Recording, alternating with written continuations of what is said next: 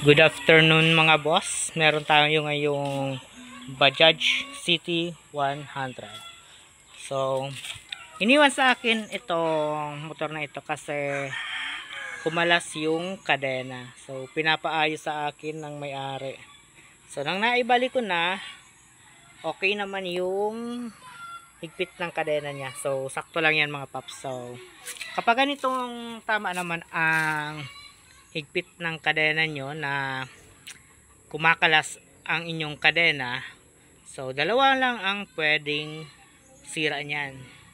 So una, maaring dito sa bushing ng swing arms. So kapag sira na yun ay kakalas ang inyong kadena kahit tama ang pagkakaipit.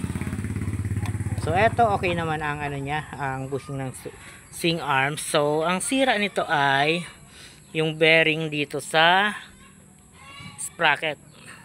So dito sa flange may bearing siya. So yun ang sira niya.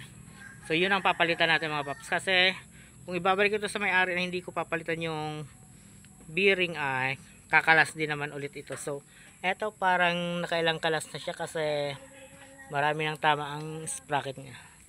So ayusin natin ito mga paps.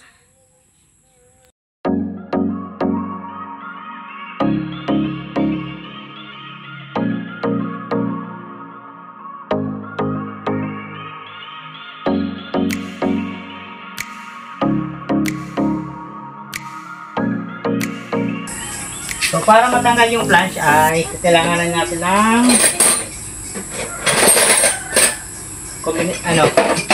ito ang gagamitin ko, katala.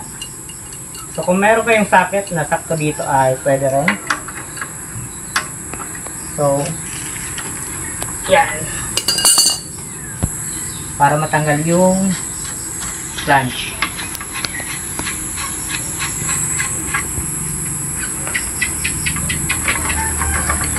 So karamihang motor ay halos magkakapareho lang ang bearing dito.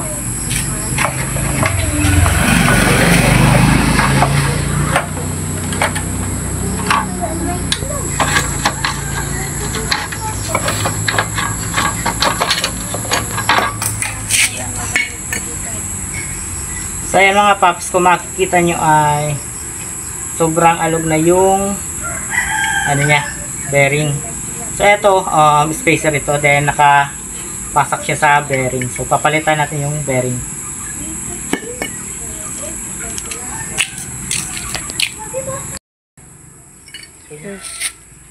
So para tanggalin ito ay pupukpukin natin ito palabas.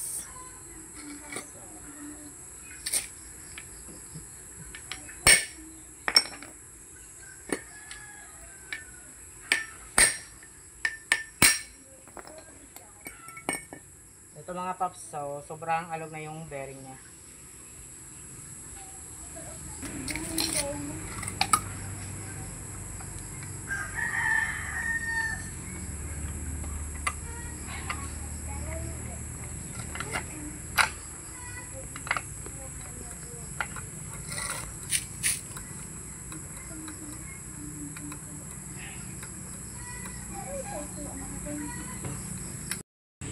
So para kalasin ito mga paps, kailangan yung pukpukin dito sa may thread. So ibabalik natin yung nut para hindi masira ang thread.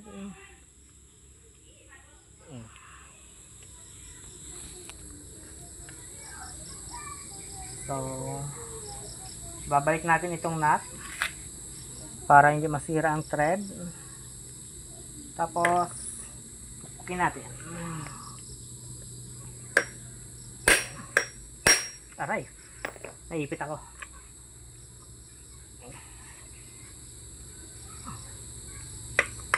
So ayan,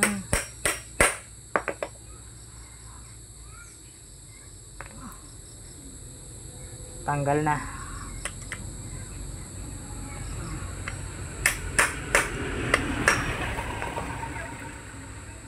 So ang number niya mga paps ay 6004.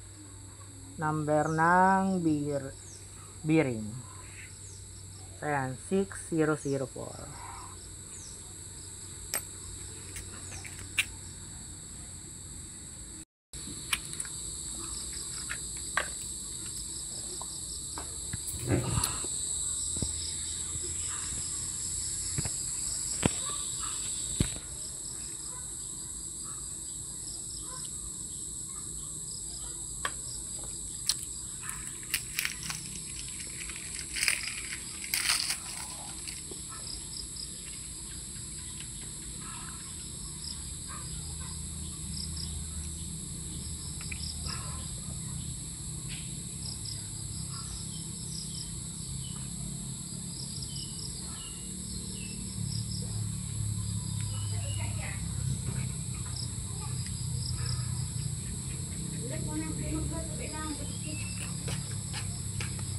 No, ang bait na naman.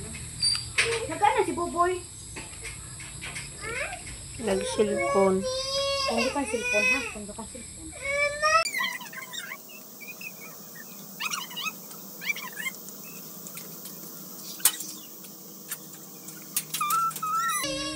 So kapag naglalagay kayo mga paps ng grasa ay ipupush nyo siya paloob para tumagos hanggang sa kabila. So yung bulitas niya ay malalagyan dapat. Kasi kung basta nyo lang ipapahid ay hindi nyo naman malulubricate yung bulitas. So mas magandang tumagos siya sa kabila. Ay ganyan. Para sure na nalagyan yung gitna, yung mga bulitas. So ayan. Ayan, tumagos na siya sa kabila. Pero lalagyan pa rin natin. Ayan ka muna. So pag naglalagay kayo ng grasa, mas mainam na yung high temp ang gagamitin nyo kaysa sa ordinary. So etong high temp kasi hindi lang siya sa init may laban, kundi pati na rin sa tubig. Hindi siya agad-agad nagiging namumuti-muti, yung parang nagiging gatas. So, okay na ito mga paps. Lubricated na siya. So tatagal na ito. Yan, lalagyan natin ng ito. Linisan natin. So kapag gumagawa kayo nito, mas mainam na lilinisan nyo siya. So kung gusto nyong linisan ng gasolina, mas mainam. So mas malinis, mas okay. So kung di nyo man linisan, at least anuhan nyo, punasan nyo.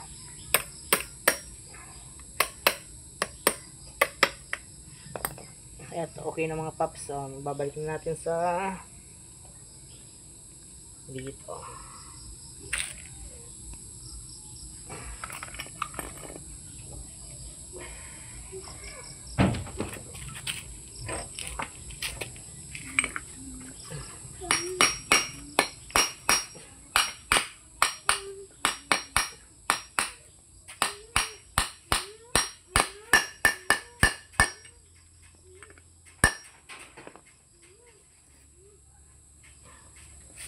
Then, okay na ito. So, ganun lang ang pagpapalit ng bearing ng CT100 mga paps. So, sa ibang motor ay halos ganun din.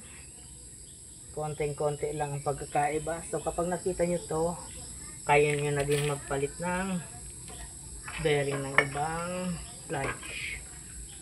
So, yun lang mga paps. So, eto, kahit huwag nyo nang panoorin kasi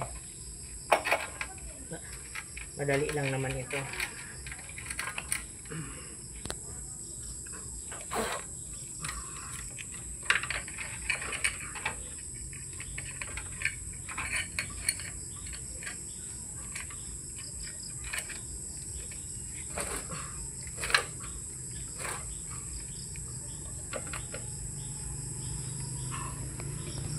Isa adjuster.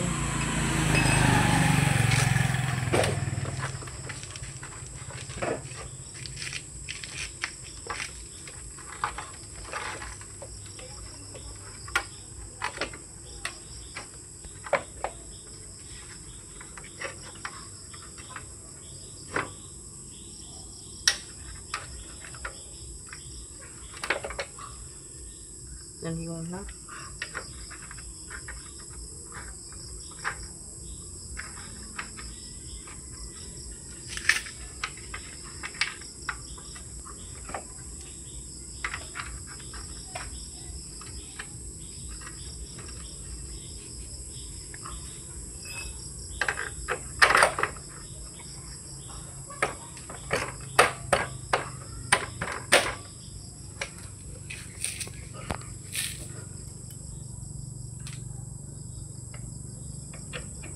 Sa pagbabalik nito ay kung paano nyo kinalas ay ganun nyo lang din ibabalik. So eto mamaya hihigpitan natin yan.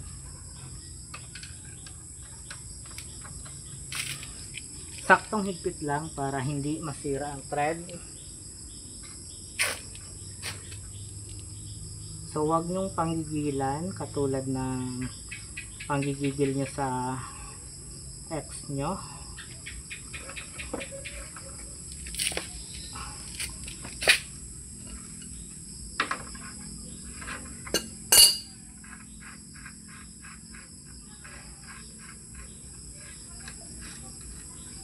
So higpitan ko na ng konti yung kalena. Pero okay yung ano, yung adjust niya ay okay lang naman yan. Pero higpitan na natin ng konti. So kapag nag-adjust kayo ng kadena, dapat may slack. So huwag mahigpit masyado kasi masira ang mga bearing ng gulong at bearing ng manibela. Este makina.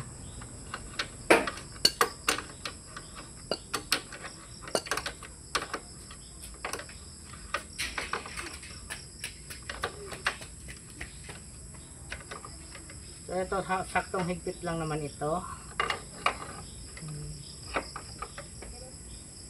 So yan.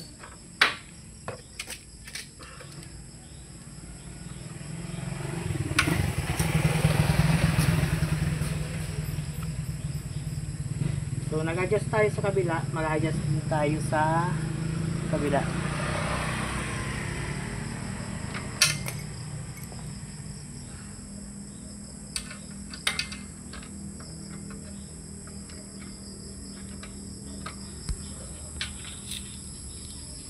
So dapat timbang. So kung hindi nyo pa kabisado ang pag-align ng gulong, meron yang mark yung adjuster. So titingnan nyo na lang.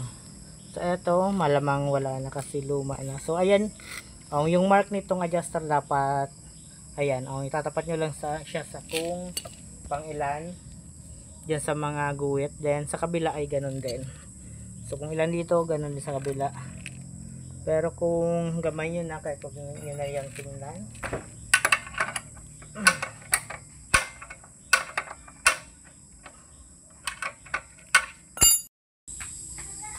So, eto mga paps, matapos nating palitan. So, kung makikita nyo ay wala nang alog yung kanyang sprocket. So, hindi na ito kakalas mga paps.